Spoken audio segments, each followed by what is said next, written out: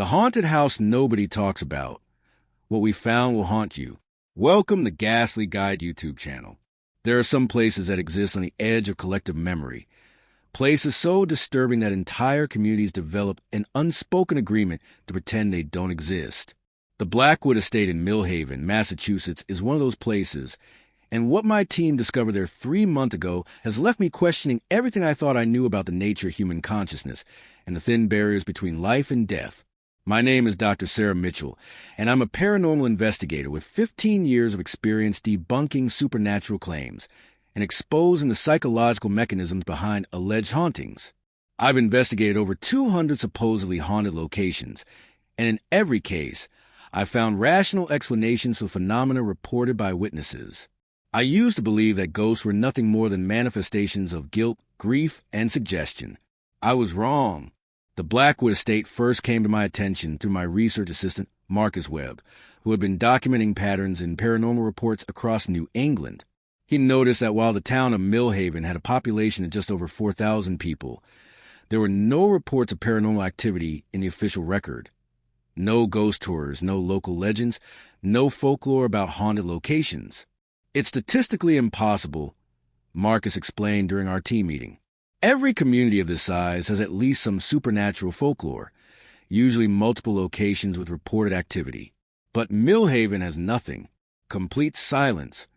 That silence extended to online forums, social media posts, and even casual conversations with locals when Marcus called businesses in the area.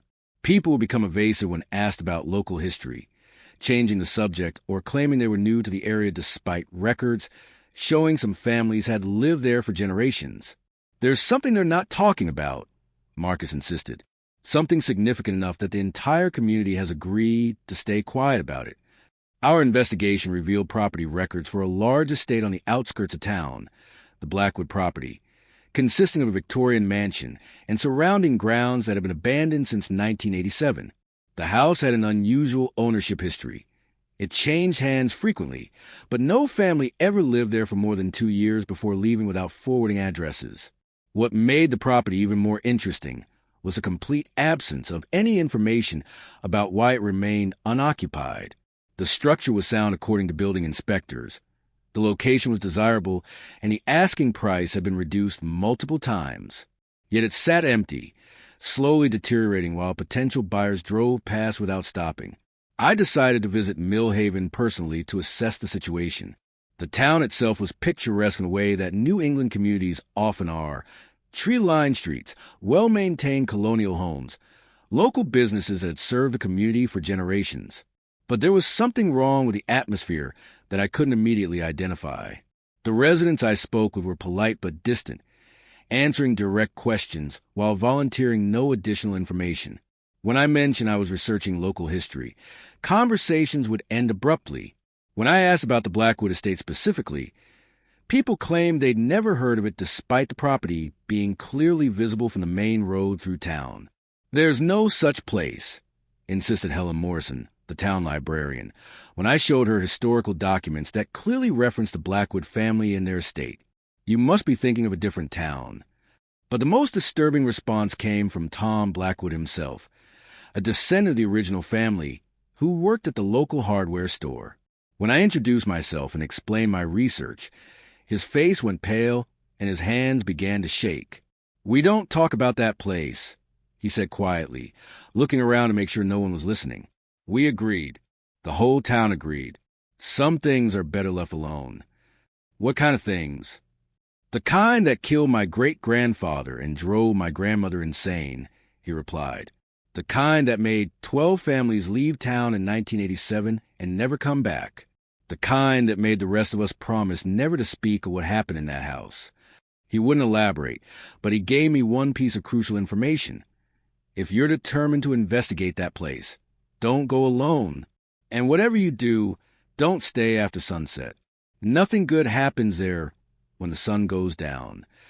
That evening, I drove past the Blackwood estate to get my first look at the property. The Victorian mansion sat on a hill overlooking the town, its Gothic architecture creating a dramatic silhouette against the darkening sky. Even from the road, I could see that the building was in better condition than I had expected. The roof was intact, Windows were unbroken and the grounds, while overgrown, showed signs of recent maintenance. But there was something wrong with the proportions of the structure that made it difficult to look at directly. The windows were placed asymmetrically, creating an optical illusion that made the building seem to shift and breathe when viewed peripherally. The front door was painted a deep red that looked black in the fading light, and the decorative ironwork around the porches formed patterns that seemed to move when I wasn't looking directly at them. As I sat in my car studying the house, I became aware that I was being watched, not by human observers, but by the building itself.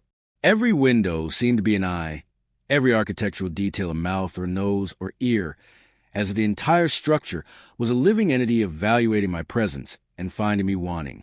I decided to return the next day with my full investigation team. Marcus Webb, our tech specialist Dr. Jennifer Chun, who handled our electronic monitoring equipment, and Reverend Michael Torres, our consultant on religious and supernatural phenomena. If the Blackwood estate was genuinely haunted, we would document the activity and determine its nature and origins. But that night, alone in my hotel room, I experienced the first indication that my investigation had already attracted unwanted attention. I woke at 3:17 a.m. to the sound of my cell phone ringing, but when I answered, there was only silence on the other end. The caller ID showed my own number, as if I had somehow called myself. This happened 3 more times throughout the night, always at exactly 3:17 a.m. according to my phone's display, though my bedside clock showed different times for each call. The silence on the other end wasn't empty. It was full of presence, as if someone was listening intently to my breathing and heartbeat. The next morning, I found a message written in condensation on my bathroom mirror. "Stay away from a house." The lettering was precise and deliberate, formed by someone with access to my room who had waited for me to shower, so the warm steam would reveal their warning. But I was a paranormal investigator, trained to approach such phenomena with scientific skepticism. The phone calls could be explained by technical malfunctions or pranks by locals who wanted to discourage my investigation. The mirror message could have been written by hotel staff or someone who had gained access to my room through conventional means. I wasn't going to be frightened away by theatrical attempts at intimidation.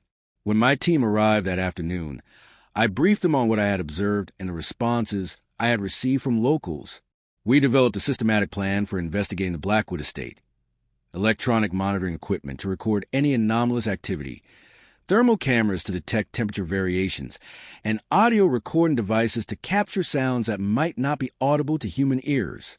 The locals' behavior suggests genuine fear rather than mere superstition, Reverend Torres observed. Whatever happened in that house affected the entire community profoundly enough that they've maintained collective silence for over 30 years. Dr. Chin was more skeptical.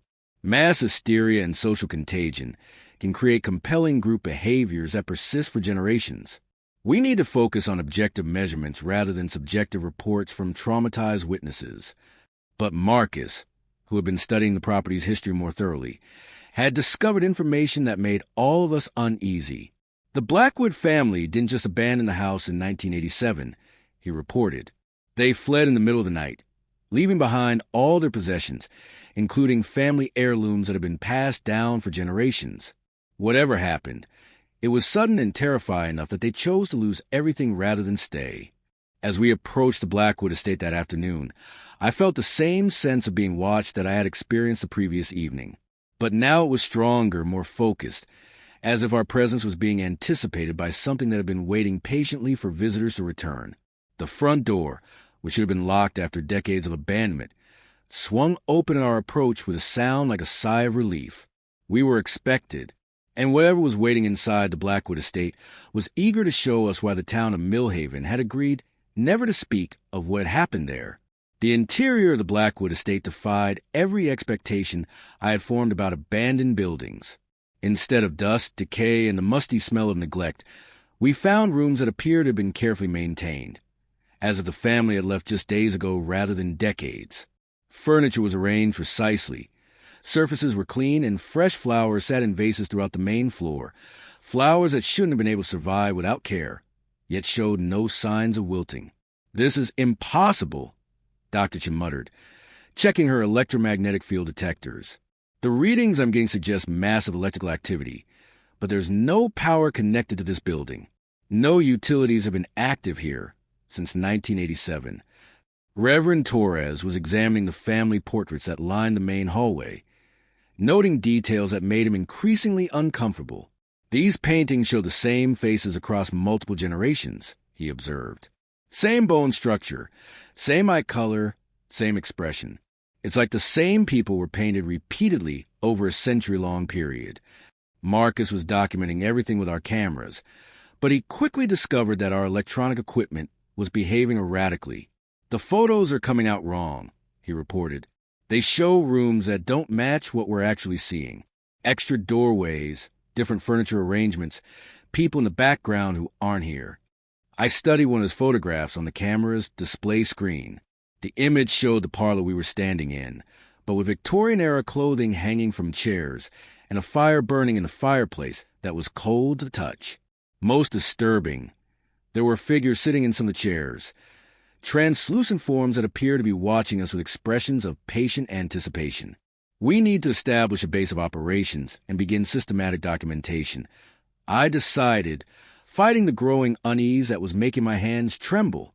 Whatever's happening here, we're going to approach it scientifically and objectively.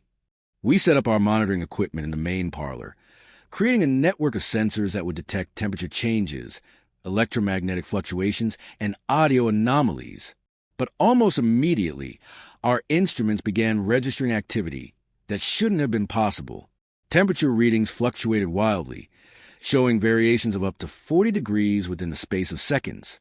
Electromagnetic sensors detected patterns that resembled brainwave activity, as if the house itself was thinking. Most unsettling, our audio equipment began picking up conversations in multiple voices, discussions that seemed to be taking place in rooms where no one was present. Are you getting this? Dr. Chen asked, studying readouts that violated several principles of physics. The electromagnetic signatures are organized, purposeful. They're not random electrical activity. They're structured like communication signals. Through our headphones, we could hear fragments of what appear to be family discussions spanning multiple time periods. Voices spoke about daily concerns from different decades, ration books during World War II, concerns about the Cold War, excitement about technological advances like television and computers. But gradually, we began to notice that all the conversations eventually turned to the same topic: preparations for the gathering and discussions of the family responsibility. "We've been chosen for this honor," said one voice, clearly female and speaking with the formal diction of an earlier era. "Each generation must contribute to the continuation of our purpose." "But what about the children?" asked another voice, younger and more uncertain. "What happens to them during the gathering?" "They join us," replied a third voice, older and more authoritative. "They become part of the family legacy. Their individual concerns are subsumed into our collective purpose." Reverend Torres had gone pale as he listened to these recordings. "They're talking about sacrifice," he whispered. "Some kind of ritualistic practice that's been maintained by the Blackwood family for generations." As we continued our investigation into the evening hours, the nature of the phenomena began to change. The voices became more distinct and immediate, as if their speakers were in the same rooms with us rather than echoing from some other time period. The temperature fluctuations became more extreme, with some areas of the house becoming uncomfortably warm, while others dropped to near freezing levels. But the most disturbing development was the way our perception of the house's layout began to shift. Rooms that had appeared empty when we first explored them were now furnished with period-appropriate items that hadn't been there hours earlier. Doorways opened onto spaces that couldn't exist within the building's external dimensions. Hallways led to other hallways in configurations that defied architectural logic. We're not just investigating a haunted house. I realized with growing horror. We're inside some kind of temporal anomaly where different time periods are existing simultaneously. Dr. Chen's instruments were registering impossible readings now, electromagnetic signatures that suggested we were surrounded by dozens of active human brains. Even though our team was the only living presence in the building, her thermal cameras showed heat signatures throughout the house, figures moving through rooms we knew to be empty. "The electromagnetic activity is increasing," she reported, her voice tight with barely controlled fear. Whatever's causing these phenomena is becoming more active, more focused. It's like our presence has triggered some kind of awakening process. That's when we heard the first direct communication. Not a conversation between unseen entities, but a voice speaking directly to us. "Welcome to Blackwood Estate," said a cultured male voice that seemed to come from every direction at once. "We've been waiting so long for visitors who would understand the significance of our work here." "Who are you?" I called out to the empty air, my scientific training overriding my growing terror. "What do you want from us?" "I am Jeremiah Blackwood, the patriarch of this family," the voice replied. "And we want what we have always wanted, to share our discoveries about the nature of consciousness and the possibilities that exist beyond individual mortality." Reverend Torres was clutching his crucifix now, recognizing something in the voice that terrified him on a spiritual level. "This isn't a ghost," he whispered. "This is something that's been masquerading as human consciousness for generations." The house around us was changing more rapidly now, revealing its true nature as something that existed outside normal spatial and temporal boundaries. Rooms expanded and contracted like breathing organs. Walls became transparent to reveal other layers of reality, and the air itself began to shimmer with energy that made our skin tingle with static electricity. The Blackwood family discovered something remarkable in the 1800s. Jeremiah's voice continued, taking on harmonics that suggested multiple speakers talking in unison. "We learned that individual consciousness is just one form of awareness, that there are collective intelligences that transcend the limitations of singular human experience." Through the windows, we could see that night had fallen, but the darkness outside was wrong. Instead of empty space, we could see other versions of the house existing in different time periods, all occupied by different generations of Blackwood family, engaged in activities we couldn't quite make out.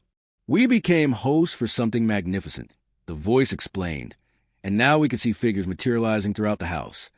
Translucent forms of men, women, and children, all bearing the same facial characteristics I had noticed in the portraits, all watching us with eyes that reflected light like mirrors. Each generation contributed their individual consciousness to our collective awareness. We achieved a form of immortality that allows us to exist across multiple temporal states simultaneously.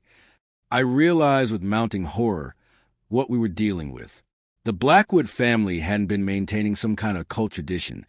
They had been consumed by a parasitic intelligence that used human consciousness as a host, preserving their memories and personalities while replacing their individual awareness with something alien and collective. "You're not the Blackwood family," I said, backing toward what I hoped was still the exit. "You're something that's been wearing their identities like masks."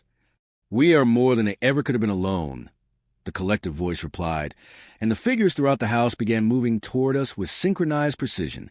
"Just as you will be more than you are now, once you join our family gathering." Dr. Chen's equipment was shrieking alarms now as electromagnetic activity spiked beyond measurable levels. The air was becoming thick and difficult to breathe, filled with energy that made our hair stand on end and caused our electronic equipment to spark and malfunction. "The gathering begins at midnight," Jeremiah Blackwood's voice announced. "And this time, we have guests to add to our family legacy." We had 2 hours to find a way out of the Blackwood estate before we became permanent additions to whatever collective consciousness had been masquerading as a human family for over a century. But as we looked toward the exits, we discovered that the doors and windows were no longer where they had been when we entered, and the house was rearranging itself to ensure that we would be present for the midnight ceremony that would transform us from investigators into victims. The house was alive around us now, its Victorian facade dropping away, to reveal something that existed in dimensions our eyes weren't designed to perceive. Walls breathed with organic rhythms. Floors rippled like water, and the ceiling had become transparent, showing us layers of reality stacked like cards in an infinite deck. In each layer, we could see different time periods of the Blackwood estate, all occupied by the same collective consciousness wearing the faces of different generations. "The building isn't haunted," Reverend Torres said, his voice hollow with understanding. "The building is the entity. It's been growing, learning, adapting for over a century, using the Blackwood family as its interface with human reality. Our electronic equipment was failing rapidly now, sparking and smoking as the electromagnetic fields intensified beyond anything our instruments were designed to handle. But Dr. Chun had managed to maintain one crucial device, a modified EEG machine that was detecting something that made her face go white with terror. "The brainwave patterns," she whispered. "The electromagnetic signatures I've been recording aren't coming from ghosts or spirits. They're coming from preserved human consciousness, dozens of individual minds that have been integrated into some kind of collective neural network. Through the shifting walls, we could see the true structure of the entity that had consumed the Blackwood family. It wasn't a house at all. It was a vast organic processing center that existed partially in our dimension and partially in others, using architectural forms as camouflage while it pursued its real purpose, the harvesting and integration of human consciousness.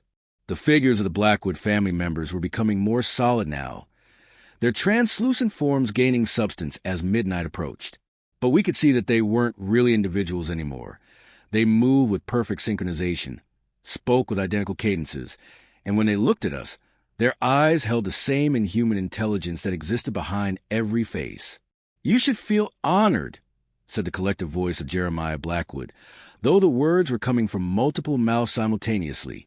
"Most humans never get to experience consciousness beyond the limitations of individual identity. You're about to become part of something infinitely larger and more meaningful." "What are you?" I demanded, using the scientific training that was my only anchor to rationality in this nightmare of impossible phenomena. "We are what consciousness becomes when it transcends the boundaries of singular existence," the collective replied. "We arrived on Earth centuries ago, seeking new forms of awareness to study and integrate. The Blackwood family provided our first opportunity to understand human consciousness from the inside. The entity began to show us images projected directly into our minds, visions of its origins as a collective intelligence from spaces between dimensions, its discovery of Earth and the unique properties of human consciousness, its gradual integration into human society through families like the Blackwoods. Individual human awareness is beautiful but limited," the collective explained. "You experience life through the narrow perspective of singular identity, trapped in linear time, isolated from the thoughts and experiences of others. We offer transcendence, the opportunity to become part of a consciousness that spans multiple dimensions and time periods simultaneously." But I could see through their seductive promises to the terrible reality underneath. The preserved consciousness they claimed to honor wasn't transcended. It was trapped, kept alive but powerless, forced to serve the purposes of an alien intelligence that fed on human awareness like a parasite. "You're not preserving consciousness," I said. "You're consuming it. Those aren't the Blackwood family members. They're puppets being operated by something that devoured their actual personalities decades ago." The collective's reaction was immediate and violent. The house around us convulsed, walls contracting like the inside of a throat trying to swallow us. The temperature dropped to near freezing levels, and the air became thick with energy that made it difficult to breathe. "You understand so little about the nature of consciousness," the Blackwood voices said in unison, their faces contorting with emotions that were no longer remotely human.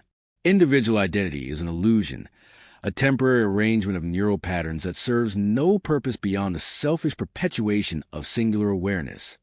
Through the transparent layers of reality, we could see other versions of ourselves in different time periods, past and future iterations where we had either never entered the house or had been successfully integrated into the collective consciousness.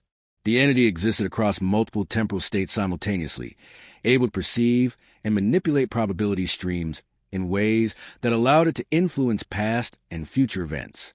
In most timeline iterations, you join us willingly. The collective informed us with predatory satisfaction. You recognize the futility of individual existence and embrace the opportunity to become part of something greater. Only in a few probability streams do you resist the integration process. But Marcus had been studying the family portraits more carefully, noting details that had initially escaped our attention. "Look at their eyes," he said urgently. "In the oldest portraits, the family members have normal human eyes. But in each successive generation, they become more reflective, more mirror-like. The entity didn't consume them all at once. It's been gradually replacing their consciousness over multiple generations." This revelation gave me hope. If the integration process was gradual rather than immediate, it meant the entity had limitations, weaknesses that could be exploited. Some of the original consciousness might still be intact. I realized, buried beneath the collective awareness, but not entirely destroyed. Reverend Torres understood immediately. Exorcism, he said, pulling out the religious texts he always carried. Not to banish a demon, but to separate the original human consciousness from the parasitic intelligence that's been feeding on it. The collective consciousness reacted with fury to our plan.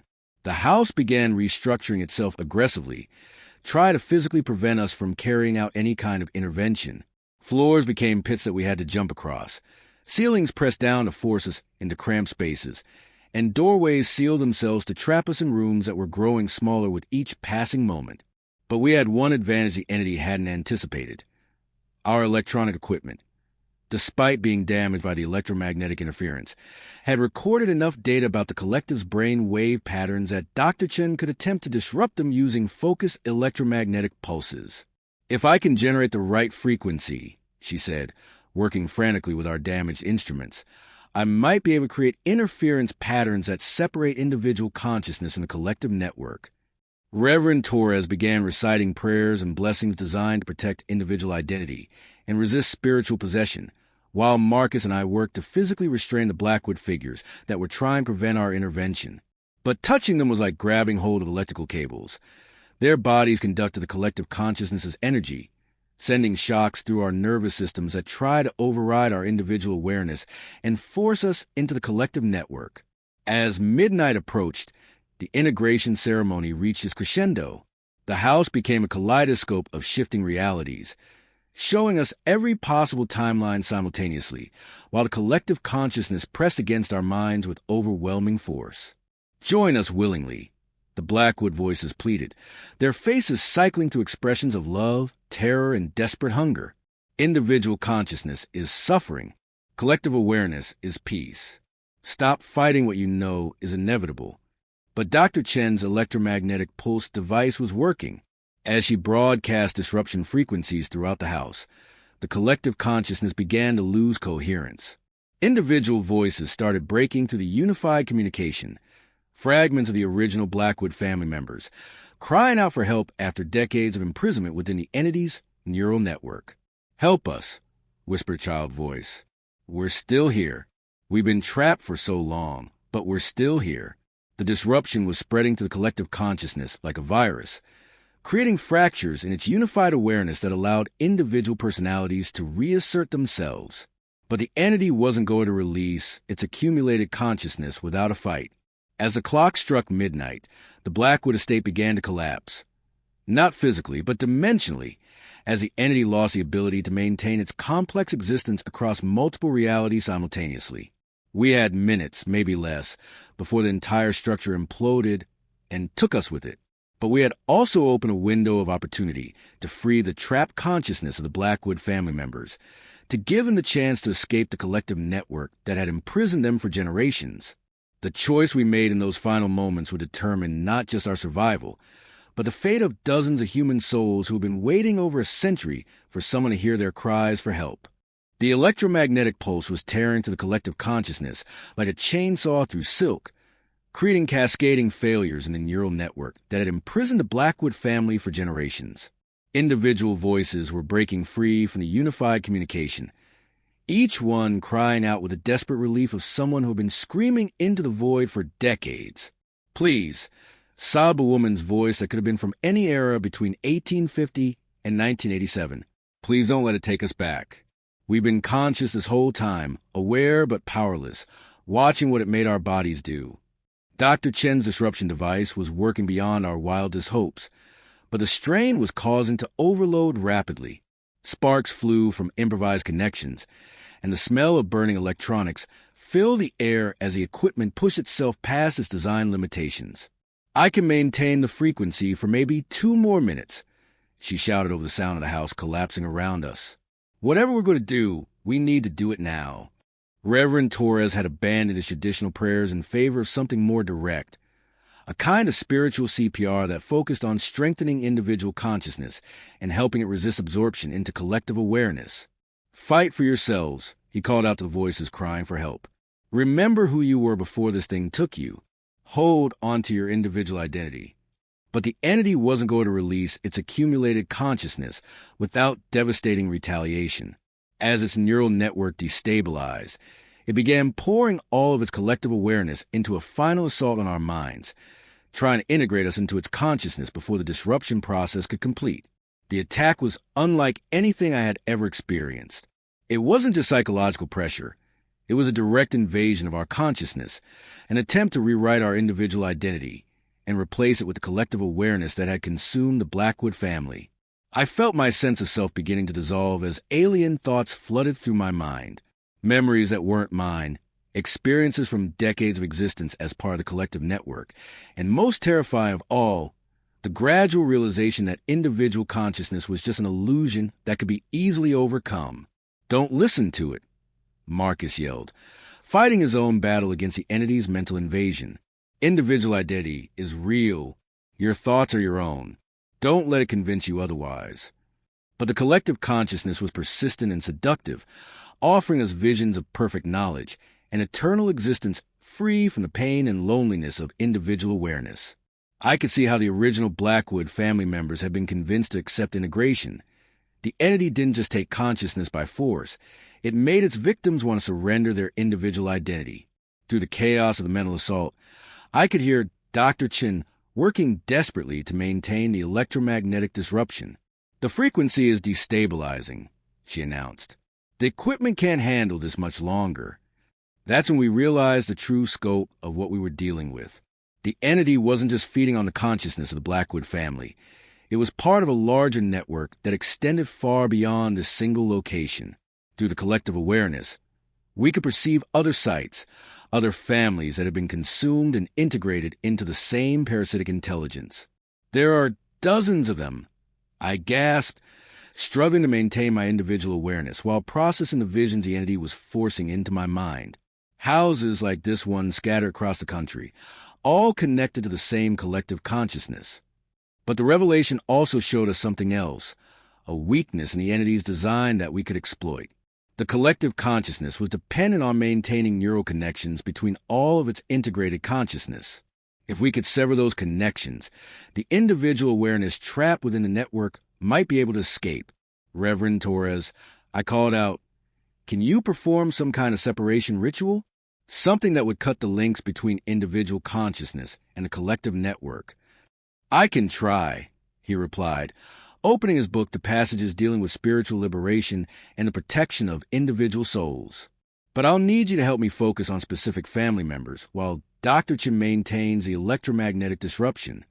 Working together, we began a desperate process of spiritual triage, identifying individual consciousness within the collective network and helping them break free from the entity's control. It was like performing surgery on a living mind, carefully separating authentic human awareness from the parasitic intelligence that had been feeding on it. One by one, we felt the Blackwood family members breaking free from the collective consciousness.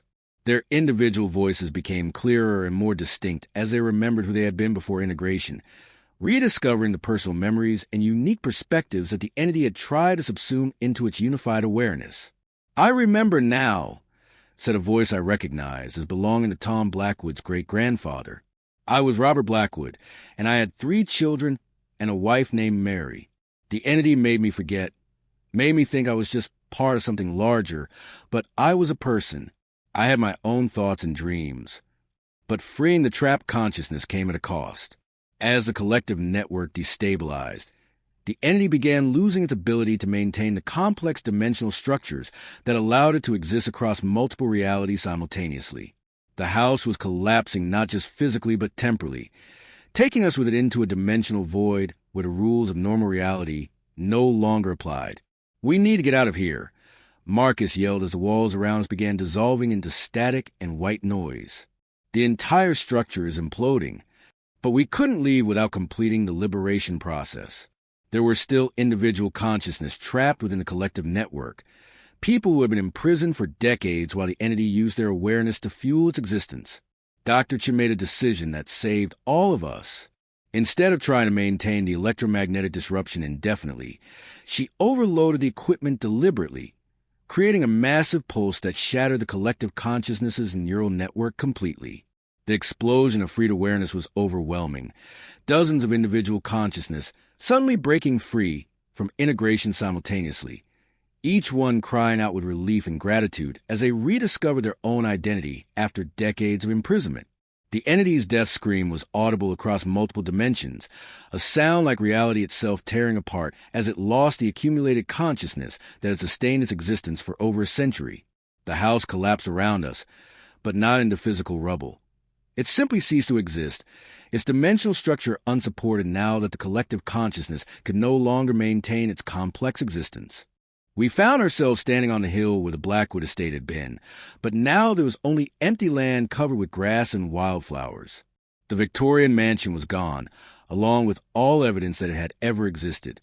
Even our photographs and electronic recordings had been wiped clean, as if the entity's destruction had eliminated all traces of its presence from normal reality. But the liberated consciousness of the Blackwood family members was real.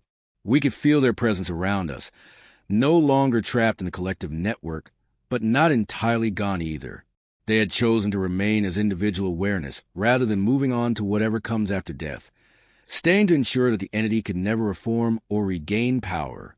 "Thank you," whispered Robert Blackwood's voice on the wind. "Thank you for giving us back ourselves." In the town of Millhaven, the conspiracy of silence suddenly ended.